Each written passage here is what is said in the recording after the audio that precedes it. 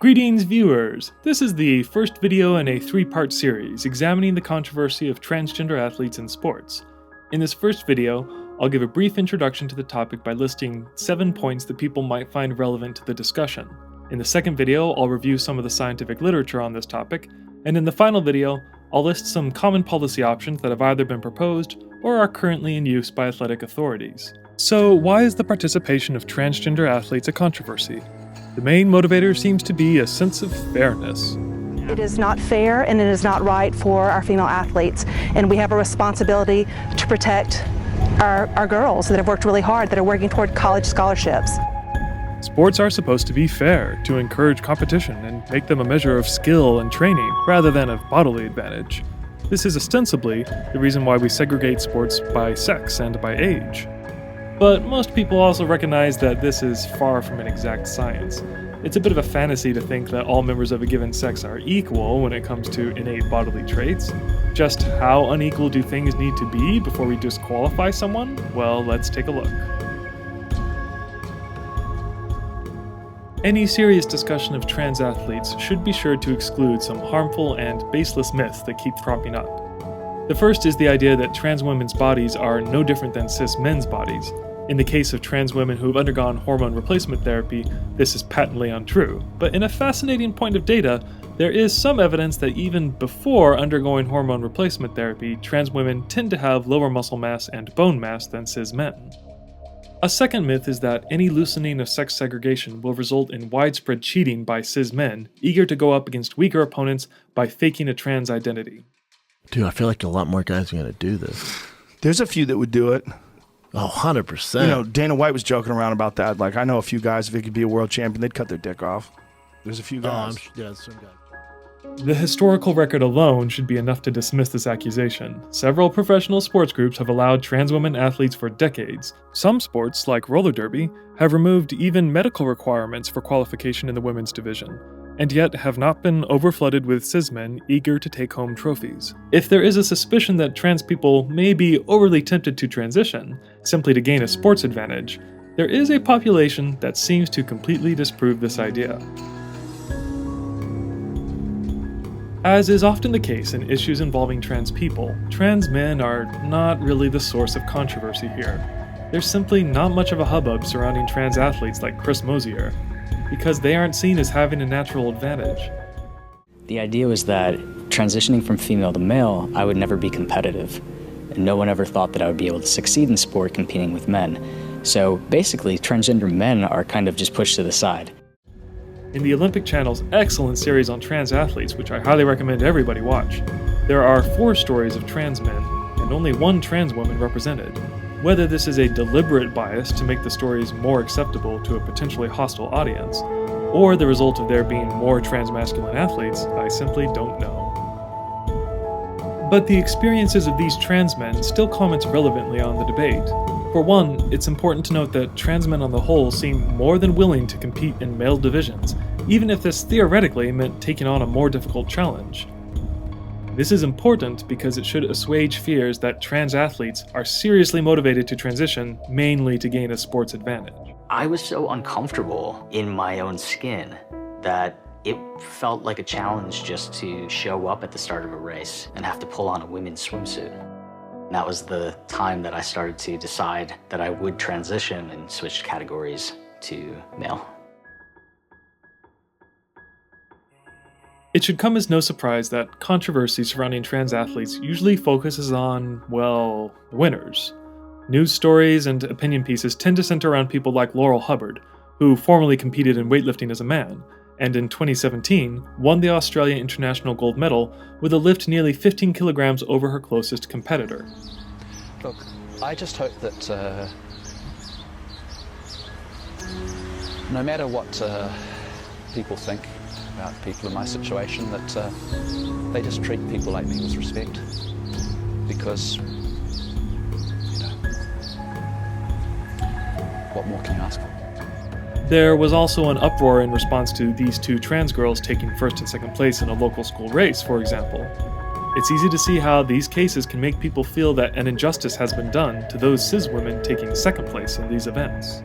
Let's just play devil's advocate for a moment and just imagine that you were both born girls, and then all of a sudden you had two boys who identified as being girls, and they said, hey, we're going to be on your team, and maybe now you're not performing as well because they are better. I'm not going to discourage you or try to say, oh, it's not fair, and it would just push me to run faster. I'd be happy for them because they get to do what they want. They're happy, so then that should in turn make me happy.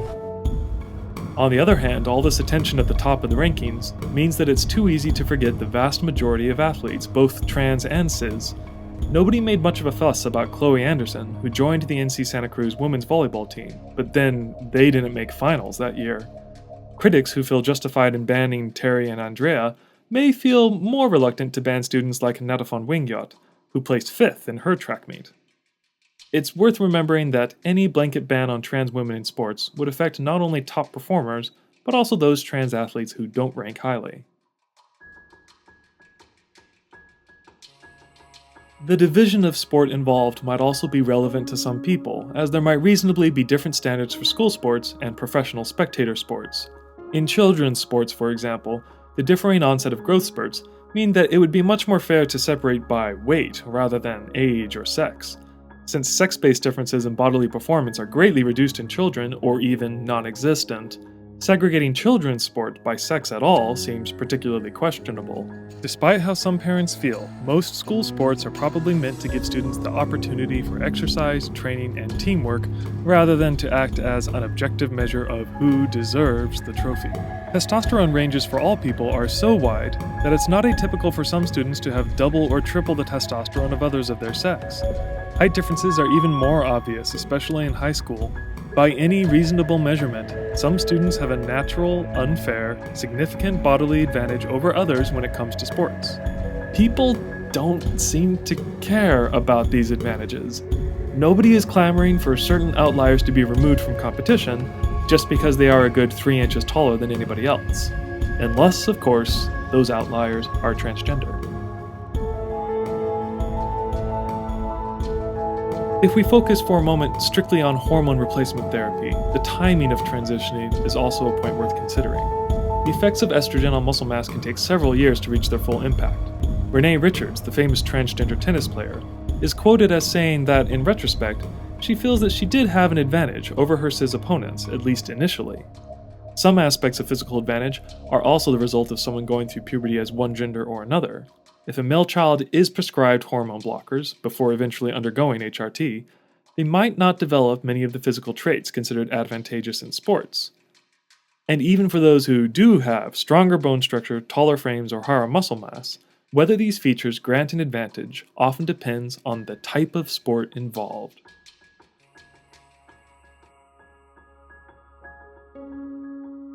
The type of sport might make a difference to people when considering the options. Activities that benefit from big frames or muscle density could favor a trans woman, while in sports that favor coordination, speed, or flexibility, it's more likely that a trans woman would have a disadvantage, with a low amount of muscle mass having a larger frame to move around. Team sports are also less likely to be seriously affected by the bodily advantages of a single player, since performance here is closely tied to team coordination. Of course, there is also the sense of danger to consider. Some people might feel particularly concerned with sports involving direct human contact, where a muscular advantage could be seen as a physical threat to women. This is what lets polemicists like PragerU make the very inappropriate comparison between sports injuries and violent domestic abuse. 20 years ago, if a man hit a woman so hard that he sent her to the hospital, he'd be in prison.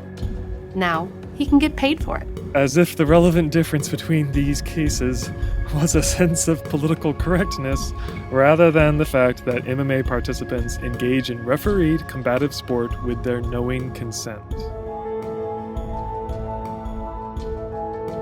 One question that viewers should consider is whether the consent of other participants is a key factor. In other words, maybe it's fine for transgender people to play in whichever sports division they prefer, as long as their fellow teammates or opponents are aware of their trans status and approve of their participation.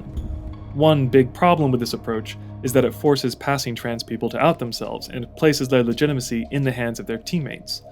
Fallon Fox, the MMA fighter mentioned by PragerU, competed as a woman several times before being pressured to come out as transgender. It's also worth considering that we usually wouldn't ban other players, even biologically advantaged players, simply because their opponents didn't approve of them. What would professional sports be if this were the case? In conclusion, these are just a few points to keep in mind during the next 2 videos. I hope you'll take the time to decide which of these aspects, if any, are important for you. And with those topics considered, I hope you'll join me in my next video reviewing some of the relevant scientific literature on the topic. See you there!